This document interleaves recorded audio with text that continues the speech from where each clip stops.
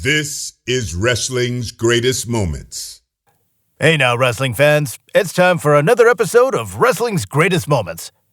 Now, wrestling fans love tag team matches and have their particular favorite teams. Sadly, some of those ended long before they should have. Sit back as Wrestling's Greatest Moments looks at tag teams that ended too soon, Part 2. Now, before we get started, don't forget to subscribe to our channel and hit that notification bell so you don't miss out on a single video. Yokozuna and Owen Hart. This team was an example of a pro wrestling Mutt and Jeff team. That is, a team of two contrasting body types and/or styles. The term originates from the classic comic strip, Mutt and Jeff, which features a tall and lanky character, Mutt, and a short and stout character, Jeff.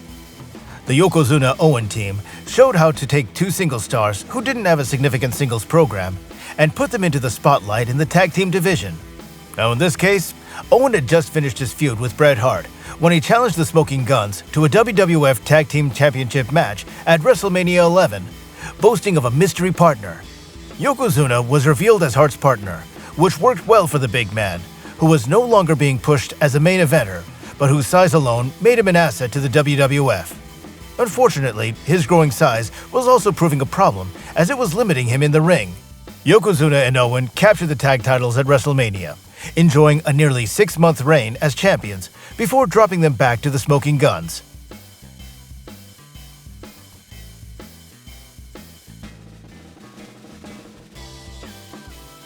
Two dudes with attitudes.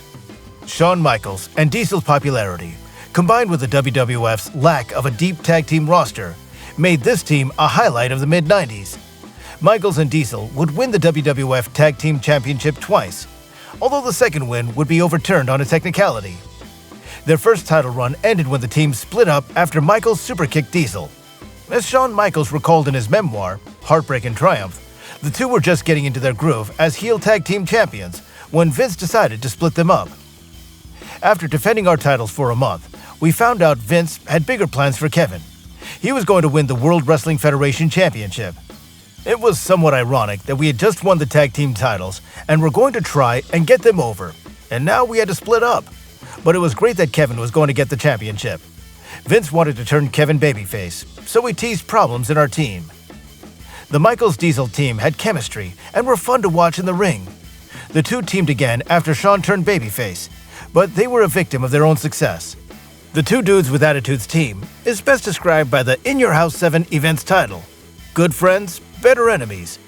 The Heartbreak Kid and Big Daddy Cool were amazing tag team competitors, but they were even more amazing opponents. In Your House 7 was headlined by a brutal, no-holds-barred match between the former tag team partners, and it was one of the best matches of the new generation era. Vicious and Delicious. Scott Norton and Buff Bagwell was another Mutt and Jeff team that worked well together. This team formed after Eric Bischoff told WCW's roster they could either join the New World Order or get beat down by the Black and White faction. Norton and Bagwell joined the NWO, working as Vicious and Delicious. The team feuded with the Steiner brothers on WCW TV, giving Rick and Scott NWO opponents besides their main rivalry with the Outsiders, Scott Hall and Kevin Nash. Now, although Vicious and Delicious were used to put over the Steiners, they enjoyed a push in New Japan Pro Wrestling as part of NWO Japan, a faction made up of American and Japanese wrestlers. As Joey Haverford writes in Vicious and Delicious, 8 things fans need to know about Buff Bagwell and Scott Norton's tag team. Scott Norton is among the most popular American wrestlers in New Japan Pro Wrestling history, so it only made sense for his tag team with Buff Bagwell to take part in those Japan tours. Sadly, WCW didn't put much effort into the team when they competed in the United States. Vicious and Delicious didn't get a sustained push or a substantial number of matches, despite the fans responding to them well.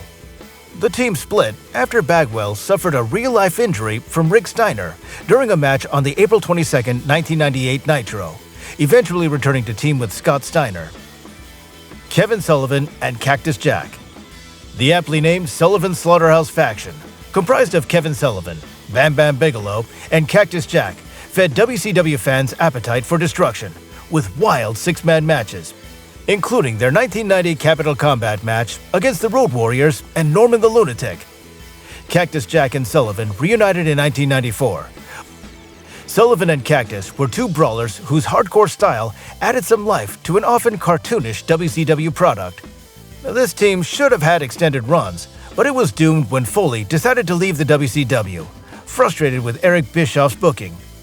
This turned out to be a blessing in disguise, as Foley eventually landed in the WWF, taking his Mankind character to the main event. The Twin Towers. Barry Windham and Lex Luger's team in Jim Crockett Promotions was short-lived, but that didn't stop the two from winning the NWA World Tag Team Championship. The team was part of an intriguing storyline that saw Luger join forces with Windham after Lex left the Four Horsemen.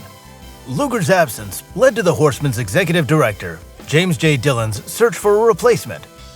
As discussed in our video, Wrestling Turns That Shocked the World, both JJ and Horseman Ric Flair made it clear that they wanted Windham to join the group. With Windham now tag team champions with Luger, not to mention playing a babyface for years, the idea seemed impossible. Nevertheless, that's precisely what happened when Windham turned on Luger during a title defense, abandoning him in the ring and joining the Horsemen. As exciting as the turn was, fans never got to see Luger and Windham work together long, which is a shame, as both quickly forged a strong team. The Colossal Connection. Andre the Giant was in rough physical shape in 1987 when Vince McMahon asked Andre to work one last program against Hulk Hogan. By 1989, Andre was running on fumes physically, but he was still the eighth wonder of the world. Knowing Andre's in-ring abilities were severely limited, but that he was still a draw, the WWF teamed him with Haku, forming the Colossal Connection. The team made a strong impression at 1989's Survivor Series, and an even bigger one on December 13, 1989, when they defeated Demolition for the WWF Tag Team Championship. Despite the team's potential, Andre's physical condition wasn't going to improve. As a result, Haku worked much of their matches, with Bobby Heenan occasionally filling in for the eighth wonder of the world. As Howard Finkel recalls, Andre was certainly on the decline, so he needed Haku badly as a partner. Andre's skills were starting to deteriorate. His in-ring presence was always there, but his skills were limited at best. The Colossal Connection dropped the tag team titles back to Demolition at WrestleMania 6, with Andre leaving the Bobby Heenan family after Heenan made the mistake of slapping Andre after the match. Andre retaliated, turning babyface, as the fans forgave him for 3 years of playing a not-so-gentle giant. The Soul Patrol. The WWF's first black tag team, Tony Atlas being African-American, while Rocky Johnson was African-Canadian, to hold the WWF Tag Team Championship had money written all over them. Atlas and Johnson epitomized a babyface team at the time, good-looking, powerfully built, and exciting to watch in the ring. WWF promoter Vince McMahon Sr. had big plans for the team.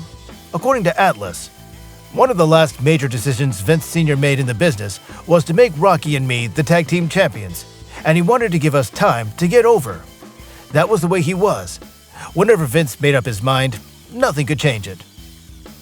Tony's incredible feats of strength mixed well with Rocky's combination of speed and agility, making them the perfect opponents for monster heels like the Wild Samoans, as well as technical heels like the North-South Connection, Adrian Adonis, and Dick Murdoch. Sadly, that was about all that mixed well, as the two couldn't get along behind the scenes.